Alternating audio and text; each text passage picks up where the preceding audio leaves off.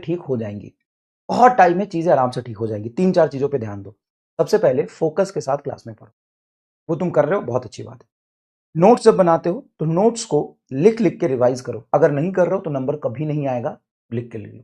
जब तक आप कंसेप्ट को, चीजों को लिख लिख के रिवाइज नहीं करोगे तब तक नंबर नहीं आएंगे। तीसरी बात, जब आप पेपर में बैठते हो तो पेपर अनएक्सपेक्टेड कुछ भी आ सकता है। चाहे वो फिजिक्स टफ हो या केमिस्ट्री टफ हो या बॉटनी टफ हो या ज्योलॉजी टफ हो, अनएक्सपेक्टेड कुछ भी आ सकता है। तो अनएक्सपेक्टेड पेपर में जो सेक्शन टफ है उसमें आप फंस के आसान सब्जेक्ट को अगर खराब कर लोगे तो दिक्कत हो जाएगी। कई बार जुलॉजी बहुत मुश्किल होगा, फिजिक्स आसान होगा। केमिस्ट्री बहुत मुश्किल होगा, बॉटनी आसान होगा। फिजिक्स बहुत मुश्किल होगा, बायो आसान होगा। तो फिजिक्स में फंस के आसान सेक्शन को छोड़ना नहीं है।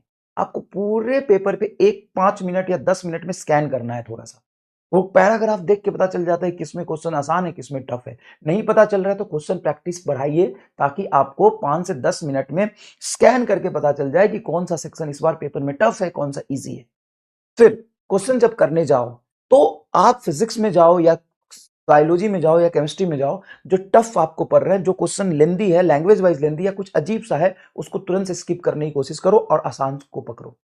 चौथा, सिली मिस्टेक्स अगर हो रहे हैं तो उसको कंट्रोल करो। पांचवा, पेपर इतनी ज्यादा दो कि टाइम मैनेजमेंट की स्किल पता चल जाए। आपको यह पता हो कि कौन से समय पे कौन सा क्वेश्चन हमें सॉल्व करना है, किस तरीके से पेपर अप्रोच करना है। आप एक पेपर दोगे, टाइम मैनेज नहीं होगा। 2 पेपर दोगे, टाइम मैनेज नहीं होगा। 3 पेपर दोगे, टाइम मैनेज नहीं होगा। जब आप 5-10 पेपर दोगे तब तो टाइम मैनेज करना सीख जाओगे।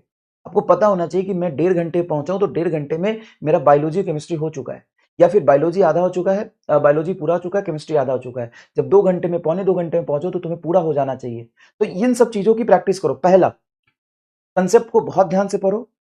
दूसरा, लिख लिख के रिवाइज करो। तीसरा, जो संघर्ष असाइनमेंट वगैरह दे रहा हूं, जेई मेन के क्वेश्चंस दे रहा हूं, उसको सॉल्व करना शुरू करो। नहीं कर रहे हो तो उससे ये नहीं मैं कह रहा हूं कि उससे सवाल आएंगे, सवाल क्लास से आएंगे, लेकिन जब थोड़ा बहुत भी लैंग्वेज चेंज करेगा तो आप कर पाओगे, इसलिए प्रैक्टिस जरूरी है।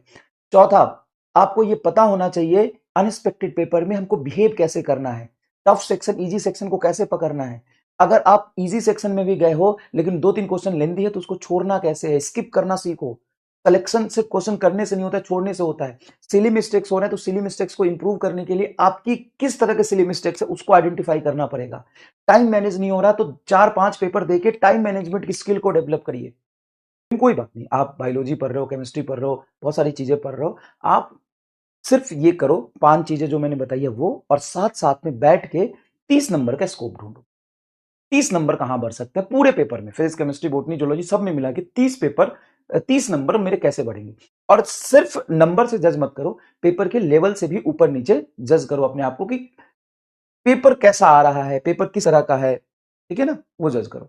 पेपर अगर इजी है तो नंबर ज्यादा आना चाहिए, पेपर अगर टफ है तो नंबर थोड़े कम आए, 5-10 नंबर तो भी चलेगा। ठीक है, तो अभी पढ़ रहे हो चीजें थोड़ी थोड़ी, जैसे जैसे आगे बढ़ेगा सिलेबस, अगर मेहनत करते रहे, लगे रहे तो चीजें ठीक होंगी, खराब नहीं होंगी। भरोसा रखो अपने आप पे। चीजें अच्छे होने से पहले खराब होती है। चीजें बहुत अच्छा हो जाए, आपके नंबर अचानक से मतलब बढ़ने लगे, उससे पहले नंबर पहले घटेंगे। क्यों घटेंगे? क्योंकि अभी 11 पूरा हो गया, 12 चल रहा है, सिलेबस ज्यादा है, सब चीजों को मैनेज करना है। लेकिन एक बार जब करते चले जाओगे ना, पर्टिकुलर चैप्टर के जब 1-1 2-2 टेस्ट देते चले जाओगे ना, तो फिर नंबर बढ़ने शुरू होंगे। ठीक है।